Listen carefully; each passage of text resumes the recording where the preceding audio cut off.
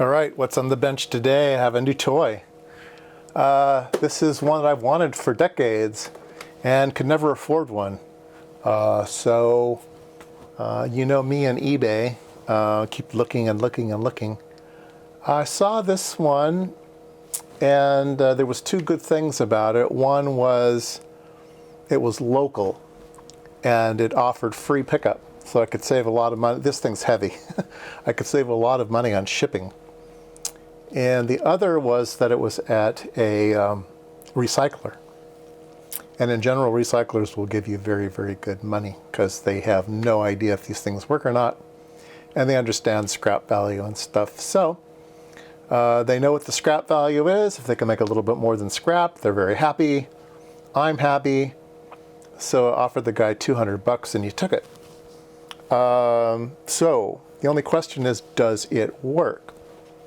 Well, we can talk about it a little bit. First of all, what is this thing? It is an LCR meter, and it's a very, very fancy one. Very, very accurate one. There's some things that you can get as attachments and stuff. They're not necessary, but they give more accurate measurements and stuff. But I'll talk about that in future videos, if that's really necessary or not.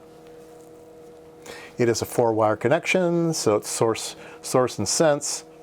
And I have the source and sense wired together at a connector. I have a test capacitor here. This is a 1% 1,000 picofarad capacitor. Looks like it's measuring it okay. So when I got it, I plugged it in and was playing with it.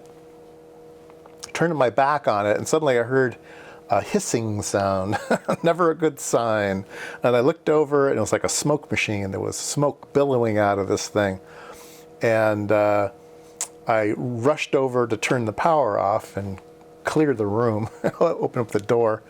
A reefer capacitor had blown up. So release the magic smoke in the reefer capacitor.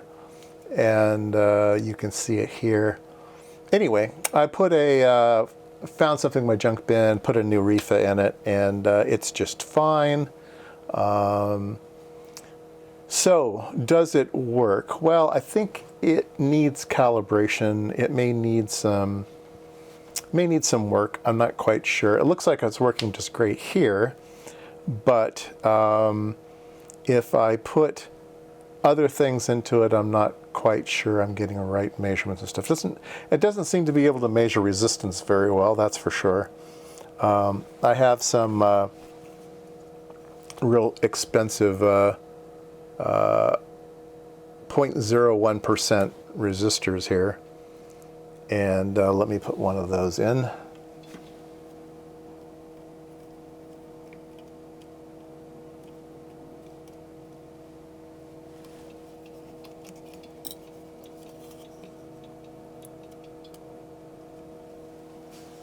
All right, let me push the resistance button. Should be 100 ohms. And it's not measuring 100 ohms, it's giving me an error. Let's change the frequency here. There we go. So 97 ohms. This is very, very accurate ohmage, so this is way off. This is like nowhere near where it should be. Yeah. So resistance is not doing well, and I can't test. I don't have any accurate inductors to test, but it does seem like it's doing stuff though. The odd thing about this machine is the frequencies at which it measures things. Now most LCR meters will measure at 100 hertz, 120 hertz. My Keysight meter allows me to go up to 100 kilohertz, so that's a pretty fast measurement. Well, this thing here, it'll go down to 10 kilohertz, 20 kilohertz, 40, 100 kilohertz, 2 megahertz, 4 megahertz, and 10 kilohertz, 400 kilohertz. Oh, I'm sorry. Let me start over. 10, 20, 30, these are all kilohertz. 100 kilohertz, 200, 400 kilohertz. This is a megahertz now. 1 megahertz, 2 megahertz, 4 megahertz, and 10 megahertz. So yeah, 10 megahertz. So that's pretty amazing. Now, the thing I find really strange is that you can't measure at 100 hertz. That doesn't make any sense to me. So I guess I didn't quite understand these things. I need to read the data sheet and read the manual and figure out how to calibrate this machine and stuff. It's just a vector voltmeter, so it should be able to be calibrated. You shouldn't need special cal standards to calibrate this thing. I think you need to have special things to check, like, if you had really accurate capacitors and stuff to check. I've got 1%, so I've got 0.3% capacitors and stuff, so I can at least check it. But I think to calibrate it, it should just be a vector measurement. It should be easy to do. So anyway, I don't know much more about it right now, other than it does seem to function. Now, one of the interesting things is the ownership of these things. On the front, it has some WJ stickers. If people aren't familiar with that, that's Watkins Johnson, so aerospace company. Harris Semiconductor's got a label on the back. I think this is the calibration property. No, this is property. I don't know. CTT. That sounds familiar. I don't remember who CTT is. One of the really cool things that made me want to buy this is the cal stickers on the back. So to take the cover off, there's one screw. You take one screw off and then you can slide the cover off.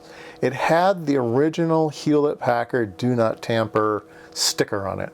So this thing has never been opened up other than by a Cal Lab or somebody.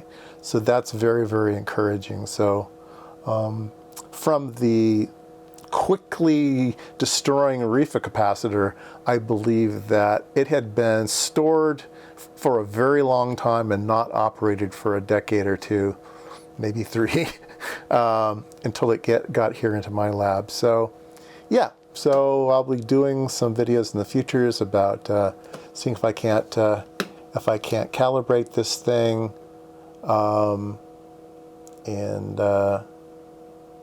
yeah. Let's see here. Let's go back down. And yeah, interesting. There might be some inductance in the resistor. So if you get up in megahertz range, here's 1 megahertz. We're measuring 86 ohms, and we're starting to get some D values. We can get into R. We can measure theta. So it's measuring a 14-degree theta.